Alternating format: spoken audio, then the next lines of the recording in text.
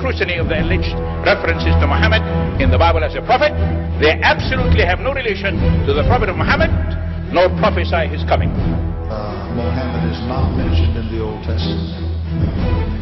Muhammad is not mentioned anywhere from Genesis to Revelation.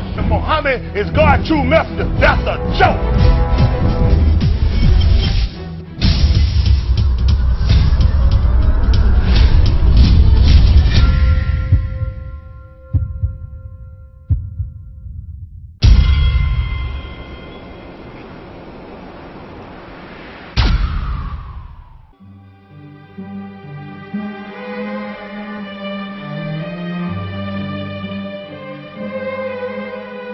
Lo, we inspire thee as we inspired Noah and the prophets after him, as we inspired Abraham and Ishmael and Isaac and Jacob and the tribes, and Jesus and Job and Jonah and Aaron and Solomon, and as we imparted unto David the Psalms.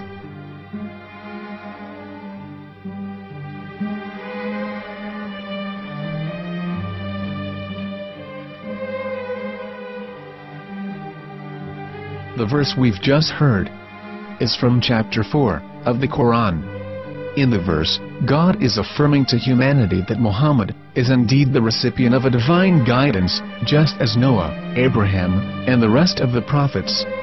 However, some Christians and Jews today don't believe that Muhammad was a prophet and the covenant that God made with Abraham. And since the Quran is not their book of authority, in this video I'm going to show you that the book you're holding in your hands contains the name off the seal of prophethood, the Prophet Muhammad.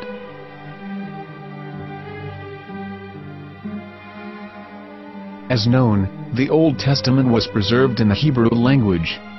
In the 5th chapter of the Shir HaShirim, which is one of the 5 Megillat or sacred scrolls that are part of the Hebrew Bible, or for short the Song of Solomon, as Christians know it today. That chapter is discussing someone. Jews will say it is discussing Solomon, while Christians will say it is discussing Jesus. Considering this is the Songs of Solomon, it would seem logical that it is discussing Solomon. The verses, describing this mystery man, have the narrator's speech conjugated in the feminine, meaning it is a woman who is describing this man. So it is possible that it is one of Solomon's wives discussing her husband Solomon. However, Christians assert that Jesus is being discussed, and that the chapter is describing a man who was not yet alive at that point. A prophecy.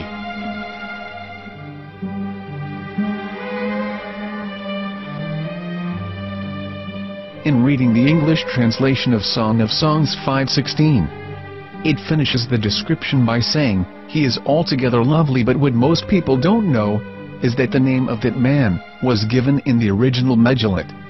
Here is verse 16, and how it is written in ancient Hebrew, before introducing the vowels, in the 8th century. From the Hebrew Bible, on scripturetext.com.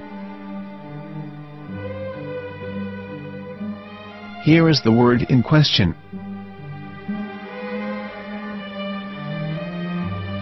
This word is made of 4 letters.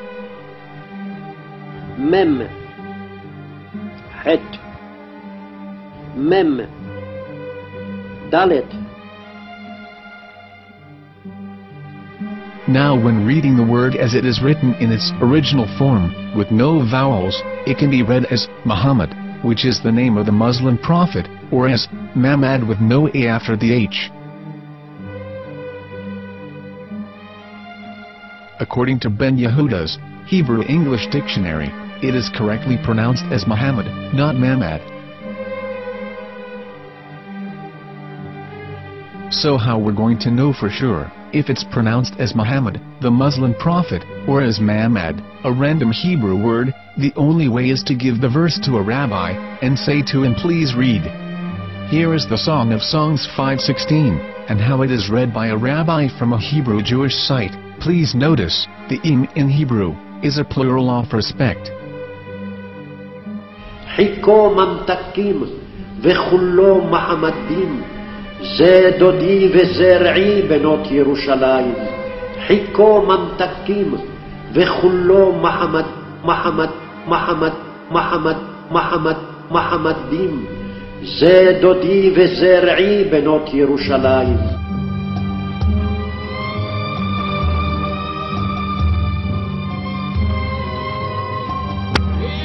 Coming out from the darkness, there are no other gods but God, and Muhammad is his messenger.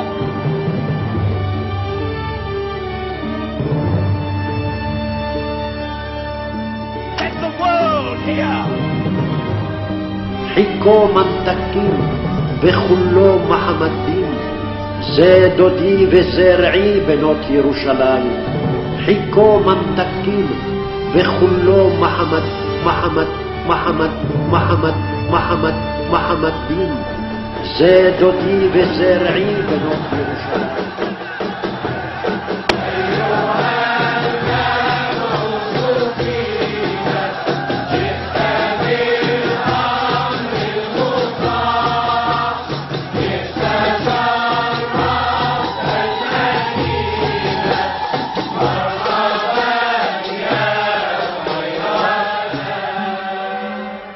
Here is the famous SDL translation tool, which includes a professional human translation as well as an online translation. We're going to copy our Hebrew word of the Song of Songs directly from the Jewish site.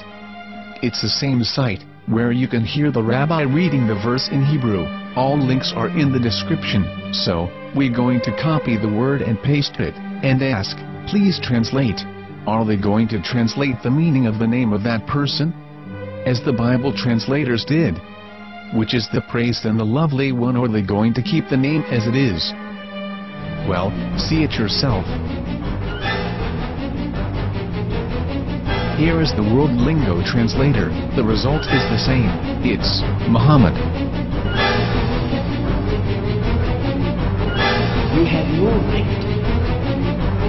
You have no right to translate names of people.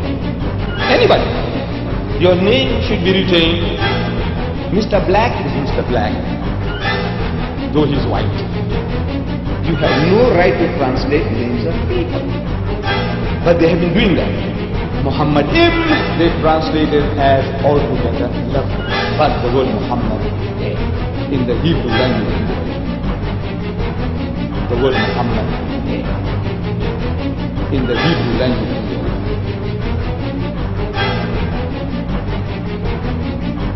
I will tell you a story from my own personal experience. Years ago, I used to spend every Sunday afternoon in a place called Speaker's Corner. And in my years down there, I got to know a Jewish rabbi.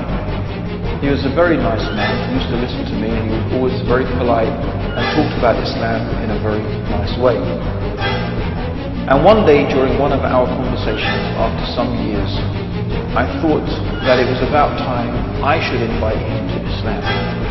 So I said to him, you know, my friend, we have been talking now for many years, and even you have admitted to me that Muhammad is a prophet.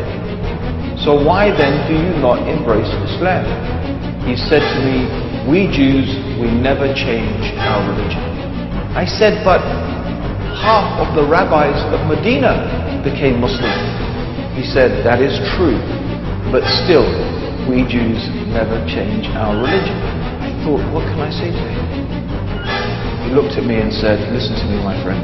God sent to us a prophet Moses, and we didn't even listen to him. Do you think we're going to listen to another prophet after him? From another tribe? From another people? When he said that, I had nothing left to say. He knew that Muhammad was a prophet.